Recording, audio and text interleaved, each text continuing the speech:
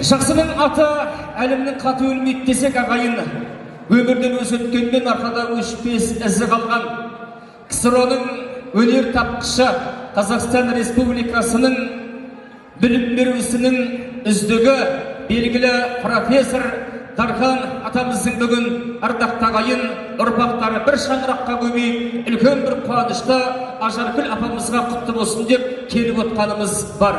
Алай осы ардақты ағайын атаның көзін көрген, дидарға сырлас болған, осы елдің төрінде отқан жақсы жайсаңдар, бүгінгі атамның ақ шаңырағының ақ шаңырағын сөндірмей жағып отқан Ажаркүл апама немере қуаныш құтты болсын деп бір жақсыда қол соғып қойсаңыздар, Сабырхановтар әулетінің салтанатты кешіне қош келдіңіздер дейміз ағайын. Десе де Дархандығы даладай, аңғалдығы баладай болып, бүгін хан сарайындай әдемі, салтанат сарайында ұлым мен келінімнің ботасын емес батасына қайын деп жақсыменен жайсаңның басын қосқан бүгінгі той иелері, құрметті Мұрат мырза мен Замира ханымға тойын тойға аласын, құдалығы 1000 жылдық болсын дегендер тағы бір қошемет соғып қойса, ал Марат аға, Замира шекеше, тойларыңыз тойға аласын дейміз. Бір бақшаның ағашындай, бір үйдің баласындай болып, керемет кештің төрінде жайғасқан болсақ, сол кештің төрінде аса ерекше көңіл бөлетін біздің қымбатты жандар бар. Ол біздің жаңа құдаларымыз.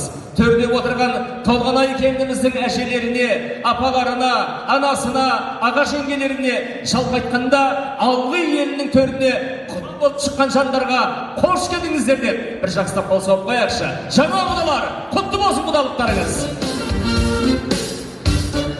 Ал біз сіздердей игі жақсылардың басы қосылған сәтте салтанатты түрде бүгінгі кештің басты кейіпкерлерін ортаға шақырғалы жатырмыз ағайын.